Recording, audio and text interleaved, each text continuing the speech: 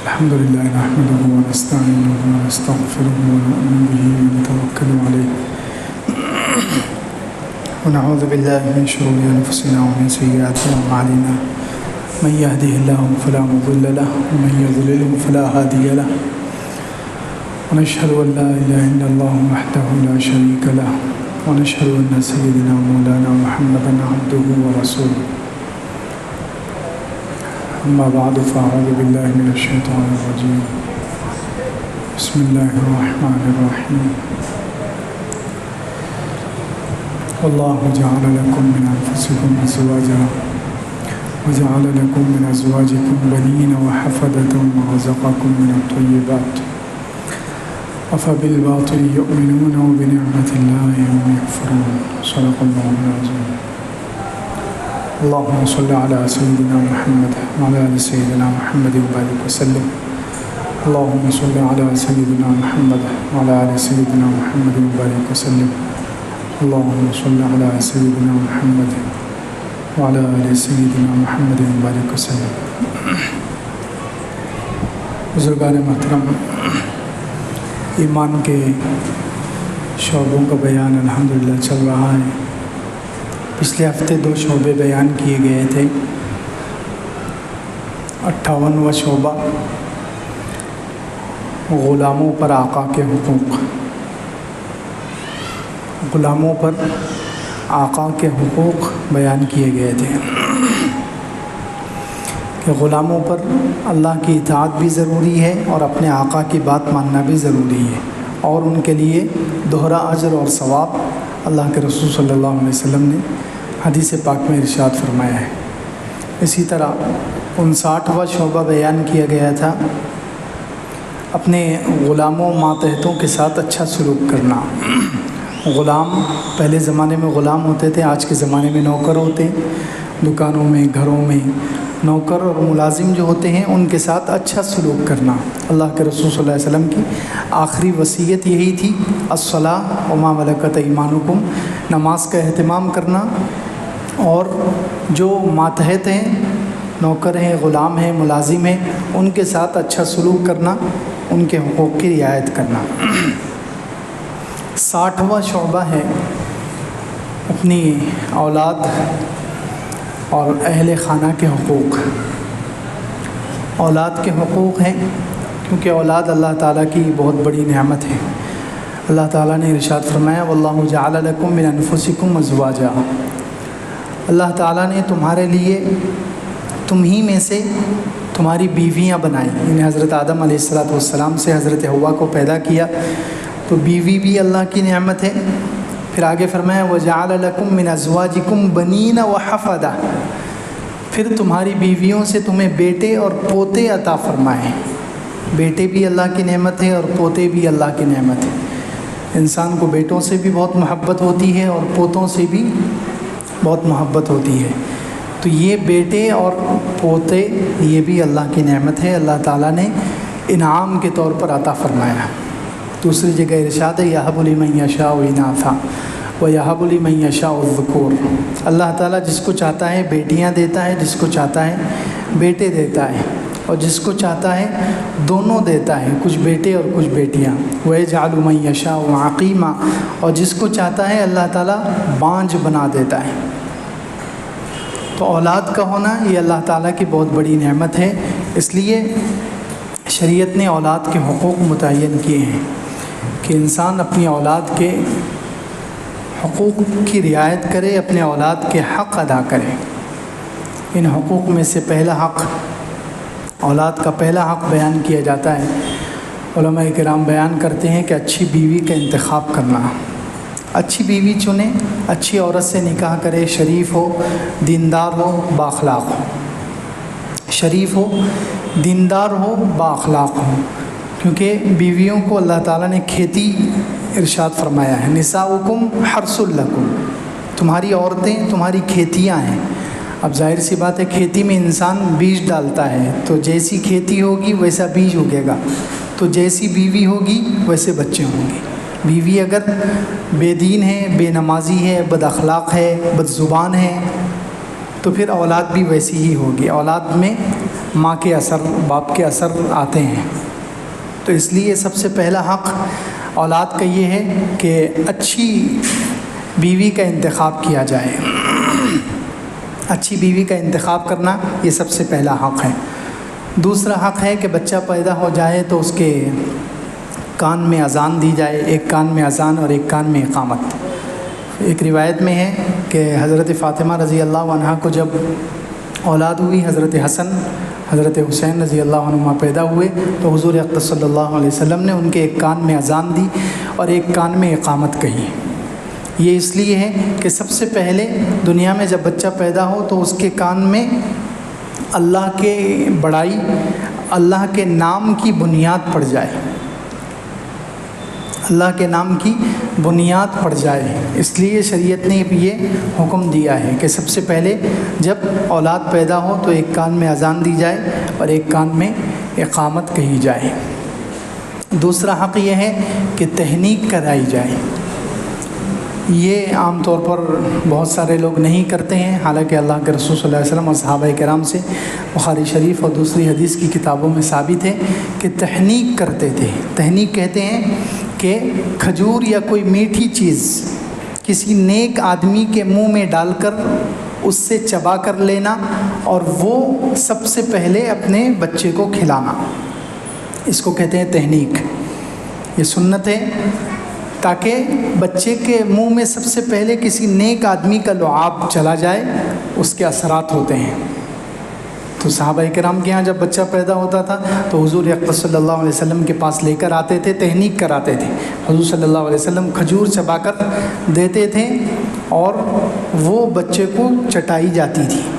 پھر حضور صلی اللہ علیہ وسلم کے بعد حضرت ابوبکر کے پاس آتے تھے، پھر حضرت ابوبکر کے بعد لوگ حضرت عمر کے پاس آتے تھے، حضرت عمر کے بعد حضرت عثمان اور حضرت عثمان کے بعد حضرت علی رضی اللہ عنہ مجمعین ان کے پاس آتے تھے. تو اس لیے دوسرا حق یہ ہے کہ تہنیک کرائی جائے اولاد کا دوسرا حق. تیسرا حق یہ ہے کہ عقیقہ کیا جائے. 7ویں دن عقیقہ کرنا یہ بھی مستحب ہے.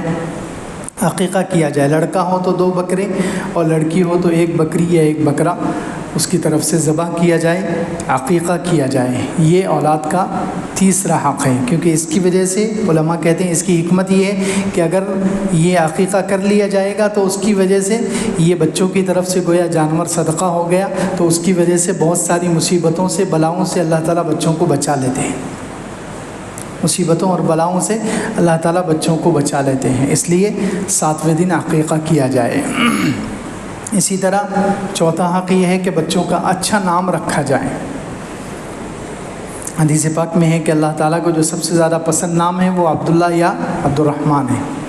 اللہ کے جو نام ہیں 99 نام اللہ تعالیٰ کے قرآن کے آگے پیچھے لکھے ہوتے ہیں، یا حضور اقدس صلی اللہ علیہ وسلم کے بہت سارے نام ہیں، صحابہ کرام کے بھی نام ہیں. تو کوئی اچھا نام رکھا جائے.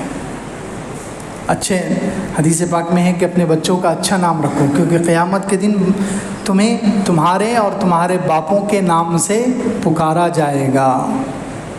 قیامت کے دن تمہیں تمہارے باپوں اور تمہارے نام سے اور تمہارے باپ کے نام سے پکارا جائے گا. اب اندازہ لگائیں کیسے کیسے لوگ نام رکھ دیتے ہیں. آج کل تو ویسے الحمدللہ جہالت ختم ہو رہی ہے آہستہ آہستہ، تو وہ پرانا رواج ختم ہو رہا ہے، ورنہ عجیب عجیب نام رکھے جاتے تھے. تو اس لیے اچھے نام کا انتخاب کیا جائے. کسی صحابی کا نام، حضور اقدس صلی اللہ علیہ وسلم کے جو نام ہیں، یا انبیاء کے جو نام ہیں ان ناموں میں سے، یا اللہ تعالیٰ کے جو نام ہیں 99 ان میں سے کوئی نام رکھے اور شروع میں عبد لگا دے. عبداللہ ہے، عبد الرحمن ہے، عبد الحنان، عبد المنان، عبد العزیز. اس طریقے سے اللہ تعالیٰ کے ناموں میں سے کوئی نام رکھے اور شروع میں عبد لگا دیا جائے. تو اچھا نام رکھنا یہ بھی اولاد کا ایک حق ہے. اسی طرح جب بچہ بڑا ہوتا جائے 5واں حق یہ ہے کہ اس کو اچھا ادب سکھائے. اللہ کے رسول صلی اللہ علیہ وسلم نے ارشاد فرمایا کہ کسی والد نے اپنے بچے کو اچھے ادب سے بہتر کوئی تحفہ نہیں دیا. اپنی اولاد کو اچھا ادب سکھانا یہ سب سے بہترین تحفہ ہے.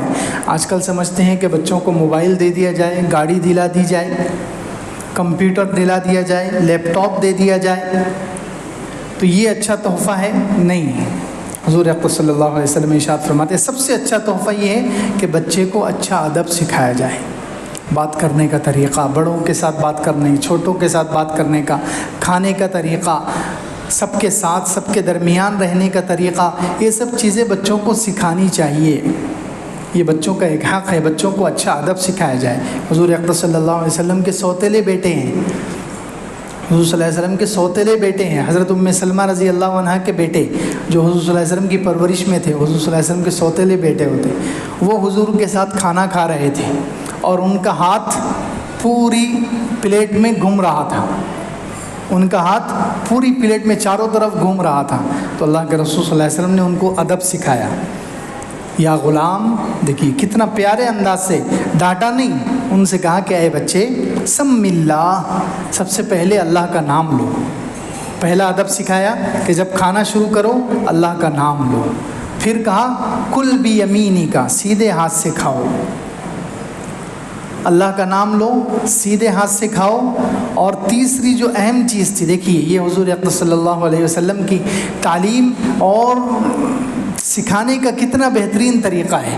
ڈائریکٹ اگر غلطی بتا دی جائے تو بعض مرتبہ بچہ بھی غصے میں آ جائے گا، بچہ اس کو قبول نہیں کرے گا، اس لیے حضور صلی اللہ علیہ وسلم نے شروع میں 2 چیزیں ایکسٹرا بتا دی، اللہ کا نام لو، سیدھے ہاتھ سے کھاؤ۔ پھر جو ان کی غلطی تھی وہ تیسرے نمبر پر بتائی کہ کل مما یلی کا، جو تمہارے قریب ہے وہاں کھانا کھاؤ، پوری پلیٹ میں ہاتھ گھومنا نہیں چاہیے، 2-4 لوگ کھا رہے ہیں تو دوسروں کے سامنے سے مت کھاؤ، کل مما یلی کا، اپنے سامنے سے کھاؤ۔ تو یہ ہے بچوں کو ادب سکھانا، بچوں کو ہر چیز کا ادب سکھانا چاہیے، بات کرنے کا سلیقہ، بات کرنے کا ڈھنگ، رہنے سہنے کا طریقہ، کپڑے پہننے کا طریقہ، کھانے پینے کا طریقہ۔ تو یہ 5واں حق ہے اولاد کا کہ ان کو اچھا ادب سکھایا جائے۔ اسی طرح 6واں حق یہ ہے کہ ان کو دینی تعلیم دی جائے، دینی تعلیم دی جائے، قرآن کی تعلیم، اللہ کے رسول صلی اللہ علیہ وسلم کی پاک حدیثوں کی تعلیم، اہم دینی معلومات انہیں جوانی سے پہلے ہو جانی چاہیے۔ بالغ ہونے سے پہلے اللہ کے جتنے احکامات ایک انسان پر زندگی میں عائد ہوتے ہیں، جتنے احکامات، جتنے فرائض واجبات ہیں، وہ سب ان کی تعلیم بچوں کو جوانی سے پہلے، بالغ ہونے سے پہلے ہو جانی چاہیے۔ یہ بھی ایک حق ہے، اولاد کا ایک حق ہے۔ پھر 7واں حق یہ ہے اولاد کا کہ جب وہ بالغ ہو جائیں تو ان کی جلدی شادی کی جائے، جب وہ بالغ ہو جائیں تو ان کی جلدی شادی کی جائے۔ بعض حدیثوں میں ہے کہ اگر جلدی شادی نہیں کی جائے گی، بغیر کسی عذر کے جلدی شادی نہیں کی جائے گی، ٹالا جائے گا معمولی بہانوں سے، رسم و رواج کی وجہ سے، یا اس وجہ سے کہ وہ ابھی پیروں پر کھڑا نہیں ہوا ہے، اور بچہ جو ہے کسی وجہ سے گناہ میں مبتلا ہو گیا تو ماں باپ کو بھی اس کا گناہ ہوگا۔ بچہ اگر زنا میں مبتلا ہو گیا، بچہ اگر حرام کاری میں مبتلا ہو گیا تو ماں باپ کو بھی اس کا گناہ ہوگا۔ اس لیے جب اولاد بالغ ہو جائے تو اولاد کا حق ہے کہ جلدی سے ان کی شادی کر دی جائے، معمولی بہانوں سے شادی کو ٹالنا نہیں چاہیے۔ شادی خود ایک مالداری کا ذریعہ ہے، قرآن میں بھی کہا گیا، حدیث میں بھی کہا گیا، شادی خود انسان کو مالدار کر دیتی ہے، مالداری کا ذریعہ ہے، کمانے کا ذریعہ ہے۔ تو اس لیے اولاد کا 8واں حق یہ ہے کہ جب وہ بالغ ہو جائے تو ان کا نکاح کر دیا جائے۔ تو یہ اولاد کے حقوق ہیں۔ اسی طرح اگر بیٹی پیدا ہو جائے تو بیٹی کے پیدا ہونے پر بھی ویسے ہی خوشی منانا چاہیے جیسے بیٹے کی پیدائش پر خوشی منائی جاتی ہے۔ عام طور پر ہوتا یہ ہے کہ بیٹے کی پیدائش پر تو پیڑے بانٹے جاتے ہیں اور بیٹی کی پیدائش پر جلیبی کھلائی جاتی ہے۔ اس سے ہی بتایا جا رہا ہے کہ گویا ہمیں بیٹی پسند نہیں ہے۔ یہ فرق کیوں؟ جب بیٹے کی پیدائش پر پیڑے بانٹے تھے تو بیٹی کی پیدائش پر بھی پیڑے ہی بانٹنے چاہیے۔ اللہ کے رسول صلی اللہ علیہ وسلم کی حدیث ہے کہ جس کے یہاں بیٹی پیدا ہو جائے اور وہ اس کو زندہ دفن نہ کرے، زندہ درگور نہ کرے، جیسے پہلے زمانے میں کیا جاتا تھا، وہ زندہ درگور نہ کرے اور لڑکے اور لڑکی میں فرق نہ کرے، تو یہ بیٹی اس کے لیے جنت میں جانے کا ذریعہ ہے۔ تو پیدا ہونے سے لے کر آخر تک لڑکے اور لڑکی میں فرق نہیں کرنا چاہیے۔ لڑکے اور لڑکی میں فرق نہیں کرنا چاہیے، خوش ہونا چاہیے۔ بہت سارے نادان جاہل لوگ بیٹی کی پیدائش پر ناخوش ہو جاتے ہیں، ناراض ہو جاتے ہیں، کچھ بیوی پر غصے ہو جاتے ہیں۔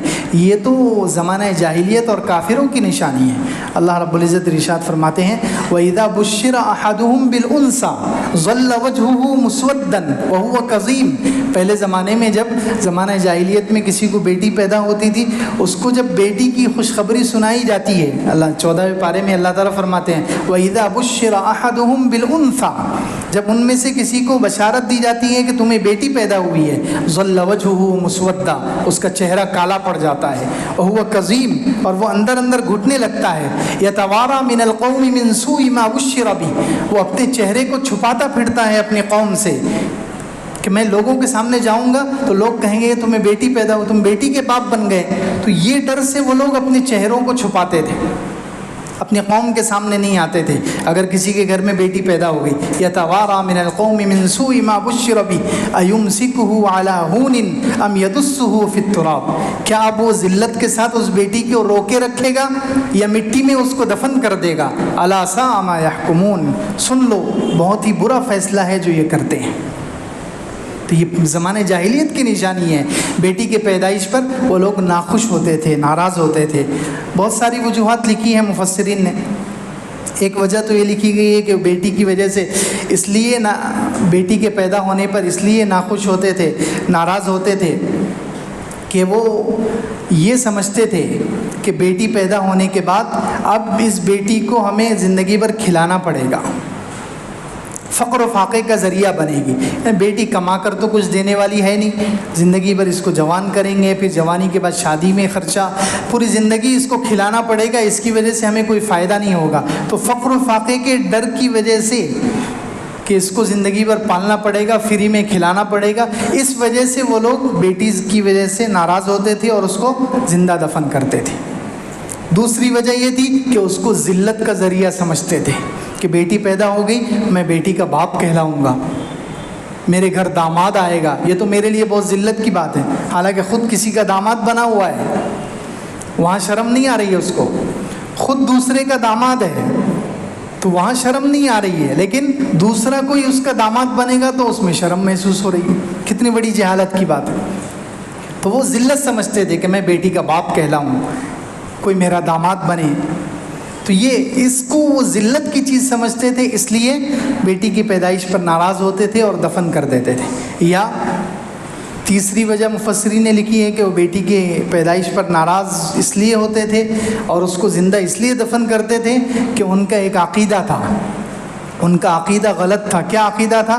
کہ بیٹیاں، فرشتے اللہ کی بیٹیاں ہیں۔ ان کا یہ عقیدہ تھا نعوذ باللہ کہ فرشتے اللہ کی بیٹیاں ہیں، تو بیٹیاں تو اللہ ہی کو سجتی ہیں، اللہ ہی کے لیے مناسب ہے، اس لیے بیٹی پیدا ہوئی تو اس کو زندہ دفن کرو اور اللہ کے پاس پہنچا دو، اللہ کی امانت اللہ کے حوالے، ہمارے لیے تو بیٹے ہیں، نعوذ باللہ۔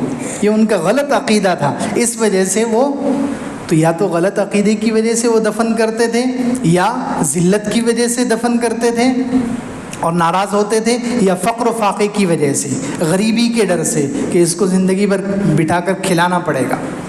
تو اللہ رب العزت نے ہر صورت میں منع کیا ہے اس سے کہ بیٹی کے پیدائش پر ناراضگی نہ جتلائی جائے۔ بیٹی بھی اللہ کی رحمت ہے، اللہ کی نعمت ہے، جیسا بیٹا اللہ کی نعمت ہے، بیٹی بھی اللہ کی نعمت ہے، اور اس کے لیے کئی بشارتیں حدیث میں سنائی گئی ہیں۔ اللہ کے رسول صلی اللہ علیہ وسلم نے ارشاد فرمایا جس کو بیٹیاں پیدا ہو جائیں اور وہ بیٹیوں کی اچھی تربیت کرے، اچھی پرورش کرے، بیٹیوں کی اچھی تربیت، اچھی پرورش کرے اور ان کا نکاح کر دے، تو یہ بیٹیاں اس کے لیے جہنم سے آڑ بن جائے گی۔ تو بیٹیاں جہنم سے آڑ بن جائے گی۔ ایک حدیث میں ہے کہ بیٹی جو 3 بیٹیوں کی پرورش کرے یا 3 بہنوں کی یا 2 کی پرورش کرے، 2 بیٹیوں کی یا 2 بہنوں کی، اچھی طرح ان کی تربیت کرے اور بیٹوں اور بیٹیوں میں فرق نہ کرے اور ان کی شادی کر دیں، تو یہ بیٹیاں اس کے لیے جنت میں جانے کا ذریعہ بن جائے گی۔ اور ایک روایت میں ہے کہ یہ حضور اقدس صلی اللہ علیہ وسلم نے ارشاد فرمایا کہ بیٹیوں کی صحیح تربیت اور پرورش کرنے والا یہ اور میں قیامت کے دن جنت میں ایسے ساتھ ساتھ 2 انگلیوں کی طرح۔ اب دیکھیے بیٹیوں کی پیدائش پر 3 خوشخبریاں، ایک تو بیٹیاں جہنم سے آڑ، دوسرے بیٹیاں جنت میں جانے کا ذریعہ، تیسرے بیٹیاں حضور اقدس صلی اللہ علیہ وسلم کا ساتھ نصیب ہونے کا ذریعہ ہیں۔ کتنی بڑی بات ہے، بیٹیاں حضور اقدس صلی اللہ علیہ وسلم کا جنت میں ساتھ، پڑوس کسی کو نصیب ہو جائے، کسی کو رفاقت نصیب ہو جائے، کتنی بڑی بات ہے، سبحان اللہ۔ اور وہ بیٹیوں کی اچھی تربیت، اچھی پرورش کی جائے، اس پر خوشی کا اظہار کیا جائے، ناراض نہ ہوا جائے۔ تاریخ میں ایک واقعہ لکھا ہے، تاریخ میں ایک شخص کو 6 بیٹیاں پیدا ہوئی، وہ انتظار کرتا رہا کہ مجھے بیٹے، ہر انسان کو امید ہوتی ہے کہ مجھے بیٹا پیدا ہو تاکہ میرا وہ وارث بنے، میرا بڑھاپے میں سہارا بنے۔ بہت ساری امیدیں انسان کو بیٹوں سے وابستہ ہوتی ہیں۔ تو شادی کے بعد اس نے انتظار کیا، پہلی بیٹی ہوئی، دوسری بیٹی ہوئی، تیسری بیٹی ہوئی، وہ انتظار کرتا رہا، وہ سوچتا رہا کہ اب بیٹا ہوگا، اب بیٹا ہوگا، اب بیٹا ہوگا۔ 6 بیٹیاں ہو گئیں۔ 7ویں مرتبہ بھی اس کی بیوی امید سے، حمل سے، تو اب اس کو غصہ آیا، شیطان نے اس کو بہکایا، اس نے دل میں پکا ارادہ کیا کہ اب کی مرتبہ اگر میری بیوی کو لڑکی ہوئی تو میں اپنی بیوی کو طلاق دے دوں گا۔ اس نے پکا ارادہ کیا کہ اب کی مرتبہ اگر مجھے بیٹی ہوئی تو میں اپنی بیوی کو طلاق دینا۔ حالانکہ کتنی عجیب بات ہے، بیٹے اور بیٹیاں دینے والا کون ہے؟ اللہ ہے۔ اس میں عورت کا کیا قصور ہے؟ بیوی کا کیا قصور ہے؟ بیوی تھوڑی اپنی طرف سے لاتی ہے کھینچ کر کہیں سے، وہ تو خود اللہ کی محتاج ہے، اس کو خود نہیں معلوم میرے پیٹ میں کیا ہے، یہ تو صرف اللہ رب العزت جانتا ہے۔ اللہ یعلم ما تحمل کل انثی، جو ہر مادہ کے پیٹ میں کیا ہے اس کو صرف اللہ جانتا ہے۔ وَيَعْلَمُ مَا فِي الْأَرْحَامِ، رحم میں کیا ہے، ماں کے پیٹ میں کیا ہے، اس کا علم صرف اللہ کو ہے۔ تو عورت کا اور بیوی کا کیا قصور ہوتا ہے؟ لیکن شیطان نے اس کو بہکایا تو اس نے ارادہ کر لیا کہ اب کی مرتبہ اگر بیٹی ہوئی تو میں اپنی بیوی کو طلاق دے دوں گا۔ یہ ارادہ کیا اس نے، اور اللہ کا کرنا ایسا ہوا، رات میں سویا تو اللہ تعالیٰ کی طرف سے اس کو خواب آیا۔ اس نے دیکھا کہ قیامت قائم ہو چکی ہے اور میرے گناہ بہت زیادہ ہیں، میرے لیے جہنم کا فیصلہ ہو گیا۔ وہ آدمی ایک خواب دیکھ رہا ہے کہ میرے لیے جہنم کا فیصلہ ہو چکا ہے کیونکہ میرے گناہ بہت زیادہ ہیں۔ اب فرشتے اس کو پکڑ کر جہنم کی طرف لے کر جا رہے ہیں۔ تو جیسے ہی جہنم کے پہلے دروازے پر پہنچے تو وہاں ایک بیٹی کھڑی ہوئی تھی۔ اللہ کے رسول صلی اللہ علیہ وسلم کی حدیث ہے نا کہ بیٹیاں جہنم سے آڑ بن جاتی ہیں، بیٹیاں جہنم سے آڑ بن جاتی ہیں۔ تو پہلے دروازے پر اس نے دیکھا کہ بیٹی کھڑی ہوئی ہے، فرشتے اس کو دوسرے دروازے پر لے کر گئے، وہاں دوسری بیٹی کھڑی ہوئی، تیسرے دروازے پر لے کر گئے، وہاں تیسری بیٹی کھڑی ہوئی ہے۔ تو 6 دروازے پر 6 بیٹیاں کھڑی ہوئی ہیں۔ اب 7واں دروازہ خالی ہے۔ 7واں دروازہ، 7 جہنم کے 7 دروازے ہیں قرآن میں، تو 7واں دروازہ، اب وہ 7ویں دروازے کی طرف جا رہا ہے تو گھبرا رہا ہے، ڈر رہا ہے کہ 6 دروازے پر تو میری 6 بیٹیاں تھیں، وہ آڑ بن گئی، وہ جہنم سے آڑ بن گئی، اب 7ویں دروازے پر کیا ہوگا؟ تو گھبراہٹ کے مارے اس کی آنکھ کھل گئی۔ اللہ تعالیٰ کو بتلانا تھا، خیر اس نے جو ہے اللہ سے معافی مانگی اٹھنے کے بعد، اور اللہ تعالیٰ سے دعا شروع کر دی، اے اللہ مجھے 7ویں بھی بیٹی ہی عطا فرما۔ اس نے اب پہلے تو کہہ رہا تھا کہ اگر 7ویں بیٹی ہوئی تو میں طلاق دے دوں گا، پہلے تو کہہ رہا تھا 7ویں اگر بیٹی ہوئی تو میں طلاق دے دوں گا، لیکن اب دعا مانگ رہا ہے، اللہم ارزقنی السابعہ، اے اللہ مجھے 7ویں بھی بیٹی ہی دے دے تاکہ وہ 7واں دروازہ بھی بند ہو جائے میرے لیے جہنم کا اور میں جنت میں چلا جاؤں۔ تو بیٹیاں اللہ کی رحمت ہیں۔ تو جیسے اولاد کے بیٹوں کے حقوق ہیں ایسے ہی بیٹیوں کے بھی حقوق ہیں، بیٹوں کا بھی حق ادا کیا جائے، بیٹیوں کے بھی حق ادا کیا جائے۔ صرف شادی کر کے یہ نہ سمجھا جائے کہ ہم نے ان کو میراث میں سے پورا حق دے دیا ہے۔